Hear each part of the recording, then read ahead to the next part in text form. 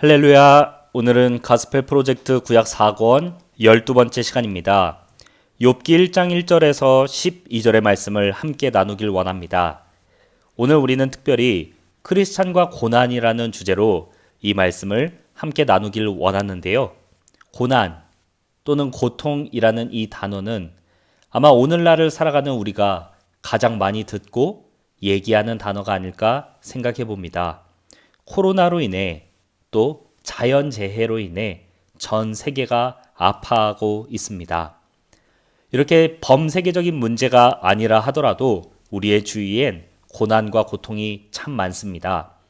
다문화 가정, 한부모 가정, 조부모 가정에서 자라는 것을 힘들어하는 사람이 있고 학교나 학원, 가정과 직장에서 따돌림을 당해 고통스러워하는 사람이 있습니다. 이 외에도 몸이 아프거나 사업에서 큰 손실을 입는 등 우리의 삶에는 육체적이고 정신적이고 관계적인 고난과 고통들이 많이 있습니다. 그렇다면 크리스찬인 우리는 이 고난을 어떻게 이해하고 이 고난 중에 어떻게 행동해야 할까요? 오늘 욥기의 이야기를 통해 하나님의 뜻을 함께 나눠보려고 합니다. 욥기 1장 1절에 보니 우스 땅에 사는 욥이라는 사람이 등장하고 있습니다. 욥을 소개할 때 성경은 온전하고 정직하고 하나님을 경외하고 악에서 떠난 자라고 욥을 극찬하며 소개하고 있습니다. 욥이 이렇게 하나님 앞에서 훌륭한 믿음을 갖고 살았는데요. 욥은 뿐만 아니라 많은 재물을 가진 부자였습니다. 아들과 딸 모두 10명의 자녀가 있었고 그에게는 수많은 짐승들과 재산이 있었습니다. 욥은 동방 사람들 중에서 가장 훌륭한 사람이었다고 성경은 소개하고 있는데요. 욥이 얼마나 훌륭하고 하나님 앞에서 의로운 삶을 살았는지 4절과 5절에 욥의 일화가 등장하고 있습니다. 욥의 아들들이 자기 생일에 각각 자기의 집에서 잔치를 베풀고 있었습니다. 그 잔치가 마치자마자 욥은 자녀들을 불러서 그들이 혹시 하나님께 지었을지도 모르는 죄를 용서받기 위해 제사를 드렸다고 4절과 5절에 기록되어 있습니다.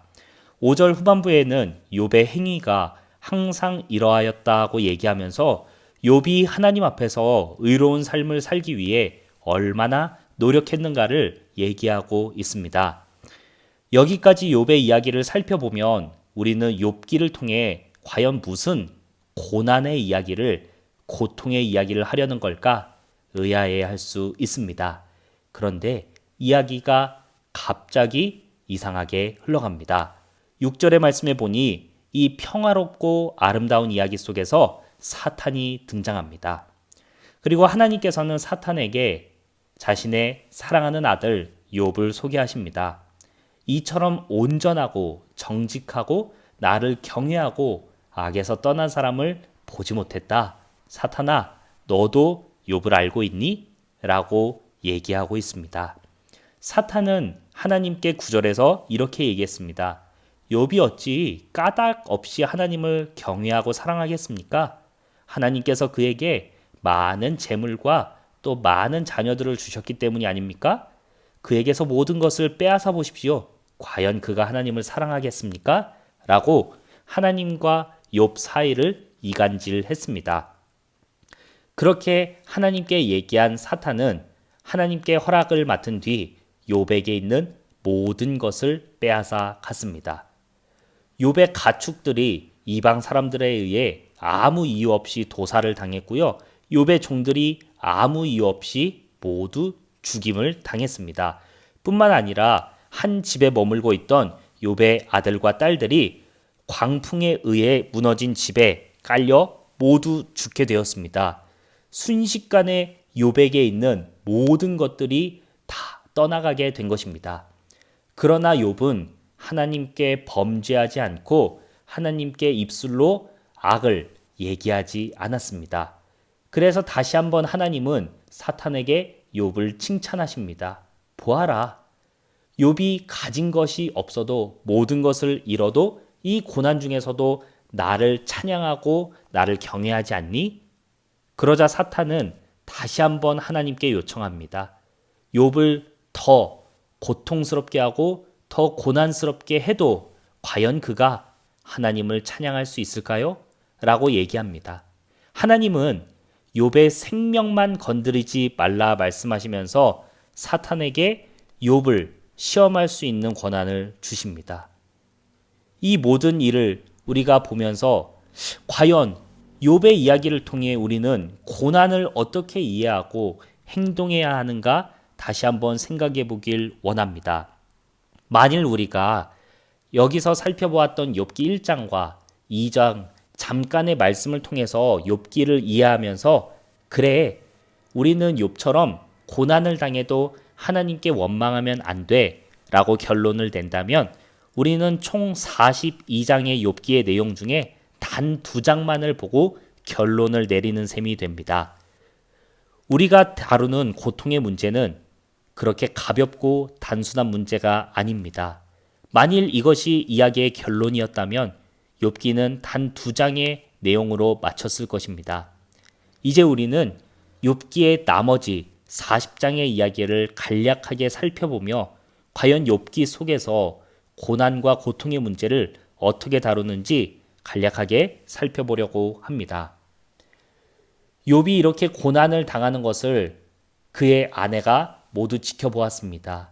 이제 욥에게는 가축도, 자녀도, 재산도 남아있지 않게 되었습니다. 심지어 그의 머리끝부터 발끝까지 종기가 나서 간지러운 병이 걸리게 되었습니다. 이 모든 것을 가까이서 지켜본 아내는 욥에게 이렇게 얘기했습니다. 차라리 당신이 섬기는 하나님을 저주하고 죽으십시오. 그렇게 얘기하고 욥의 아내마저 떠났습니다. 욥은 이 고통스러운 상황에서도 하나님께 저주를 내뱉거나 하나님을 원망하지 않았습니다. 이 소식을 들은 욥의 세 친구들이 욥을 찾아왔습니다. 그리고 이 세 친구들은 아무 말도 하지 않은 채 7일 동안 욥과 함께 울고 함께 고통스러워하며 함께 위로하고 욥의 시간을 보냈습니다. 그리고 7일이 지난 뒤에 욥은 욥기 3장에서 차라리 내가 태어나지 않았었더라면 더 좋았을 뻔했다라고 말문을 열었습니다. 욥이 말문을 열자 욥의 세 친구들은 각각 자기가 생각하는 방법대로 고난이 왜 찾아왔는지를 그리고 이 고난 속에서 우리가 어떻게 행동해야 되는지를 얘기했습니다. 과연 욥의 세 친구들은 고난을 어떻게 이해했을까요? 그리고 이 고난 중에 우리가 어떻게 행동해야 된다고 생각할까요? 우리 욥의 세 친구들의 이야기를 아주 간략하게 살펴보겠습니다. 욥의 첫 번째 친구는 엘리바스였습니다. 엘리바스는 욥기 4장 1절과 6절 그리고 욥기 5장 18절과 20절에서 이렇게 욥에게 얘기했습니다. 이봐 욥, 그동안 너가 다른 고난받는 사람들을 위로하고 격려했던 것을 생각해봐.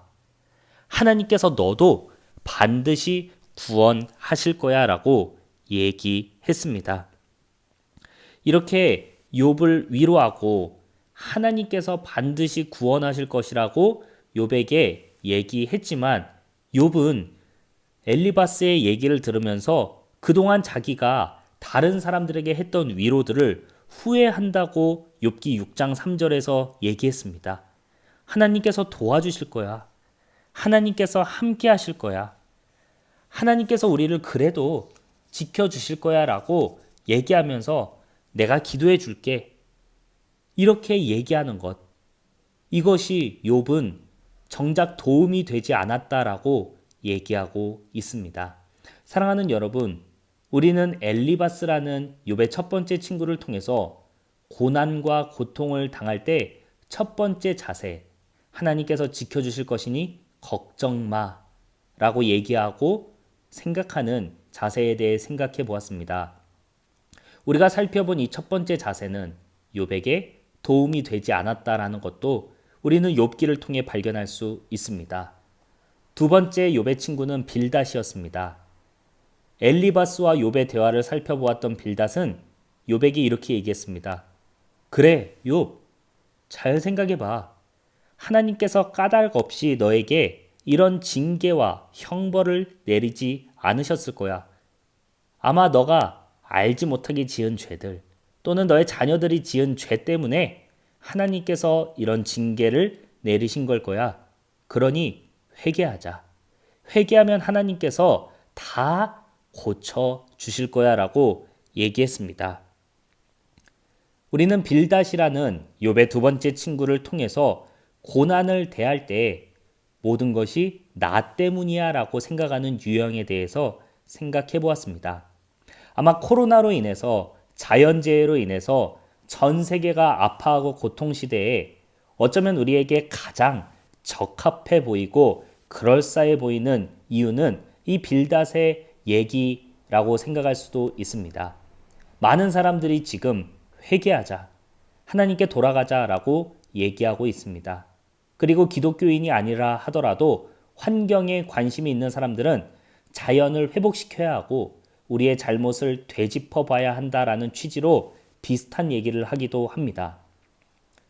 그러나 우리는 이 빌닷이라는 친구의 얘기를 통해 두 가지 문제를 생각해 볼 수 있습니다.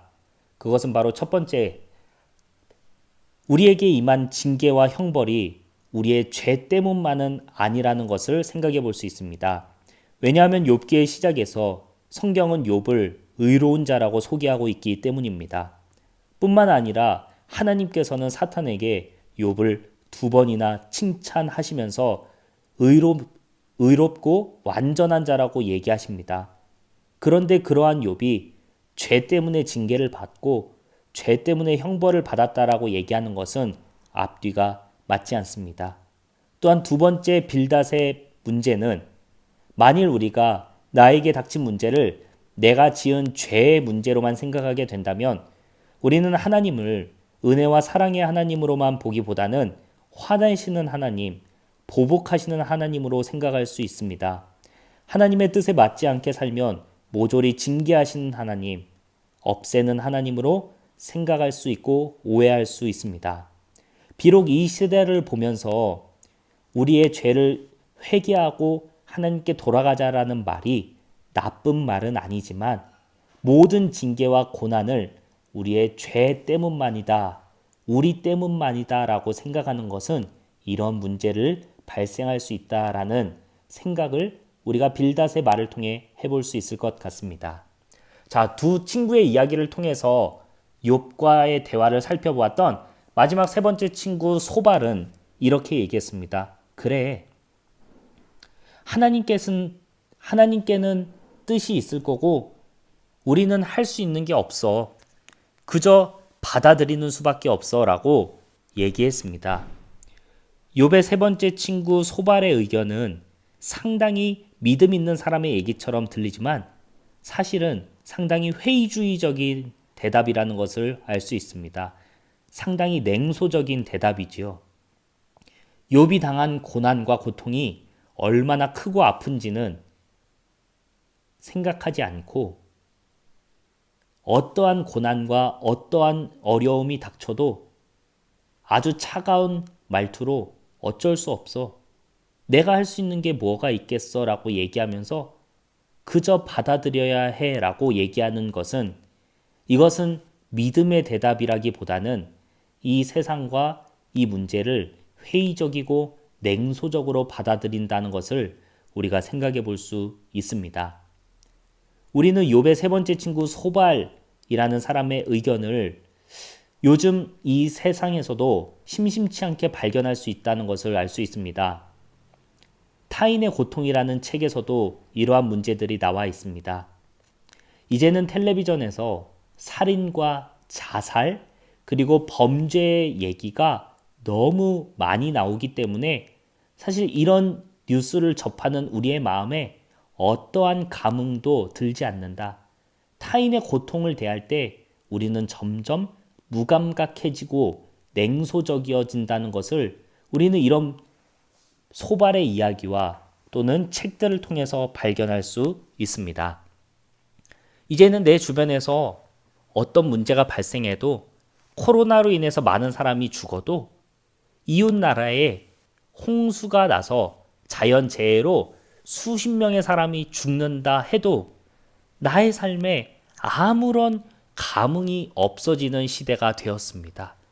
그럼에도 불구하고 나는 여전히 주말에 여행을 가고 주중에는 일 마치고 집에서 넷플릭스와 유튜브를 즐기며 타인의 고통에 무감각해지는 모습, 냉소적이고 회의적이어지는 모습을 발견할 수 있습니다. 자, 사랑하는 여러분, 우리는 욥의 세 친구를 통해서 이 사람들이 고난을 어떻게 이해하고 있는지, 그리고 고난 속에서 우리가 어떻게 행동을 해야 되는지 세 가지 유형을 함께 살펴보았습니다. 그렇다면 과연 하나님께서는 이 세 친구들의 얘기를 어떻게 이해하시고 받아들이셨을까요? 놀랍게도 욥기 42장 7절과 8절에서 하나님은 세 친구들의 말이 모두 잘못됐다고 말씀하셨습니다. 그리고 심지어는 8절 말씀에서 욥이 세 친구들의 죄를 위해 이 세 친구들을 위해서 제사를 드려라 라고 말씀하실 정도로 이 세 친구들의 말이 잘못되었다고 하나님께서는 말씀하셨습니다. 욥의 친구들은 각각 자기가 생각하는 대로 고난에 대한 이해와 고난을 대하는 자세에 대해서 열심히 얘기했는데 하나님께서는 이 세 가지가 모두 틀렸다라고 말씀하시는 것입니다. 사랑하는 여러분, 오늘날 우리는 우리가 당하고 있는 이 고난과 고통의 문제를 어떻게 이해하고 있습니까? 그리고 이 중에서 어떻게 행동하고 계십니까? 혹시 우리가 엘리바스나 소발이나 빌닷과 같이 생각하고 행동하고 있다면 하나님께서는 그 모든 생각과 행동이 잘못되었다라고 말씀하신다는 것을 기억하면서 우리가 욥기 이후에 나오는 말씀들을 통해 그렇다면 우리는 고난을 어떻게 이해하고 왜 우리가 고난을 당하며 이 가운데서 어떻게 행동해야 하는가 함께 생각해 볼 필요가 있을 것입니다.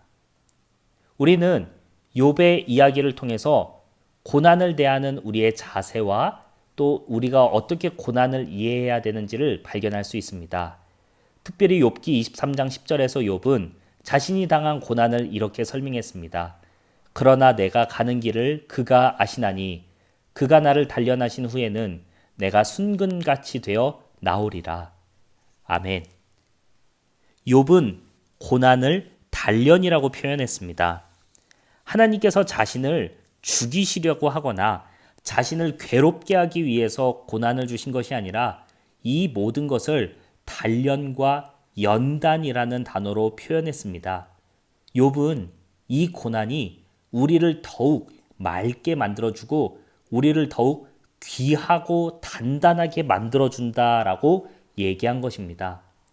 고난 이전에 우리의 삶은 여러 가지 불순물이 껴 있었지만 고난 이후의 삶은 잘 정제된 금처럼 순도 높은 삶이 된다라고 욥은 정금에 자신의 고난을 비유했습니다. 사랑하는 여러분, 우리는 욥의 이야기를 통해서 고난을 조금 더 이해하는데 한 발자국 나아간 것 같습니다. 욥은 자신이 당한 고난을 마치 정금이 망치질을 당하는 것과 같이 연단의 과정이라고 얘기했습니다. 그러면서 우리가 고난을 당할 때 이 고난으로 인하여서 멸망하거나 우리가 낙심하지 않아야 한다라고 욥은 얘기했습니다. 우리는 욥의 이야기를 로마서 5장의 말씀을 통해서 더욱 자세하게 들여볼 수 있습니다. 우리는 욥기와 로마서 5장의 말씀을 통해 왜 고난을 당하는가 생각해 볼 수 있는데요. 고난은 우리를 멸망시키고 우리를 힘들게 하시기 위한 하나님의 도구가 아니라 구원을 완성하기 위한 도구라는 것을 깨달을 수 있습니다. 사랑하는 여러분, 욥은 의로웠지만 고난을 당했습니다. 우리는 교회를 다니면서 하나님을 열심히 섬겼던 사람이 왜 고난을 당하는가 의아하고 때로는 그 사실에 분노할 수도 있지만 우리는 의로운 자가 고난을 받는다는 이 프레임을 우리를 구원하신 예수 그리스도 안에서 생각해 본다면 하나님께서는 고난이라는 도구를 구원을 위해서 사용하셨다는 것을 생각해 볼 수 있습니다. 예수님은 욥보다 더 의로우셨습니다. 완전한 의로움 그 자체셨던 예수님이 고난을 당하셨습니다. 의로웠던 예수님께서 고난을 당하신 단 한 가지 이유는 바로 의롭지 않은 우리를 구원하시기 위함이셨습니다. 우리는 욥의 고난을 보면서 고난의 문제가 하나님의 구원의 도구다. 그리고 이 고난을 통해 우리를 단련시키시고 우리의 삶을 정금같이 만드신다는 것을 생각해 볼 수 있습니다. 사랑하는 여러분, 오늘날도 마찬가지입니다. 우리의 삶 속에 있는 고난의 문제들, 이것은 하나님께서 우리를 멸망시키시고 우리를 고통스럽게 하시기 위함이 아니라 고난 중에 우리가 하나님 안에서 더욱 단단해지고 더욱 깨끗해지고 더욱 하나님만을 바라볼 수 있게 하는, 우리를 구원으로 인도하고 하나님께로 인도하는 고난의 바로 구원의 도구라는 것을 생각해 볼 수 있습니다. 두 번째로 우리는 이 고난을 당할 때 어떤 자세를 취해야 될까? 우리 욥기의 말씀과 로마서 5장의 말씀을 통해 함께 생각해 보길 원합니다. 로마서 5장의 로마서 기자는 고난을 당할 때에도 하나님과 화평을 누리라고 얘기하고 있습니다. 그리고 하나님을 기뻐하라고 얘기하고 있습니다. 오늘 우리는 욥기의 말씀을 통해 욥이 고난을 당할 때에도 하나님과의 관계를 놓치지 않기 위해서, 입술로 범죄하지 않기 위해서 힘썼다는 것을 생각해 보았습니다. 고난이 하나님이 우리를 멸망시키고 우리를 괴롭게 하시려는 도구가 아니라는 것을 기억하면서 이 고난조차도 하나님께서 우리를 구원하시는 도구로 사용하고 있다는 것을 믿으며 하나님과의 관계를 힘써야 한다는 것을 우리가 생각해 볼 수 있습니다. 그리고 로마서의 기자는 우리가 고난과 환난 중에도 기뻐해야 한다고 얘기하고 있습니다. 고통 중에, 고난 중에 기뻐하라는 이야기는 온 세계가 아파하고 내 이웃들이 힘들어하고 있을 때에도 나는 아무렇지도 않고 나는 기뻐하면서 편한 곳에 자리 잡고 넷플릭스나 즐기라는 말이 아닙니다. 이 고난 중에도 기뻐하라는 것은 궁극적으로 나에게 하나님이 계시다는 사실을 즐거워하라는 의미입니다. 이 고난이 맹목적인 고난이 아니고 우리가 당하는 고난조차도 하나님께서 직접 당하신 고난임을 기억하며 이 고난 중에도 하나님을 기뻐하라는 것이 바로 로마서 기자의 이야기였습니다. 그리고 우리가 잘 알고 있는 소유리문답 1문1답의 인간의 본분 역시도 하나님을 즐거워하는 것이라고 얘기하고 있습니다.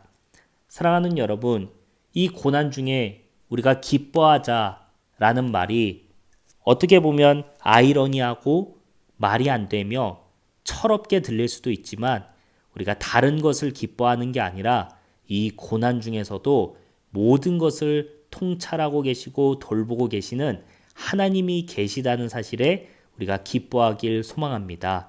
그리고 그 하나님께서 우리의 아버지이시고 궁극적으로 우리를 구원하시는 구원자라는 사실을 기억하며 하나님을 기뻐하는 우리가 되길 소망합니다. 자, 우리가 오늘 욥기와 로마서의 말씀을 함께 나눴습니다.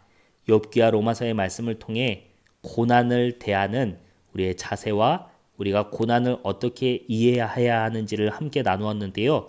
우리가 이 말씀을 함께 나누면서 하나님과 평화를 누리고 하나님을 기뻐하고 하나님을 생각하기 위해서 어떻게 할 수 있을까 고민을 하다가 요즘 유행하는 단어를 가지고 와봤습니다. 혹시 여러분 1일 1강이라는 얘기를 들어보셨습니까? 우리가 잘 아는 유명한 가수 비라는 가수가 불렀던 노래를 하루에 한 번씩 듣고 또 따라하는 것을 1일 1강이라고 하면서 유행어가 되었습니다.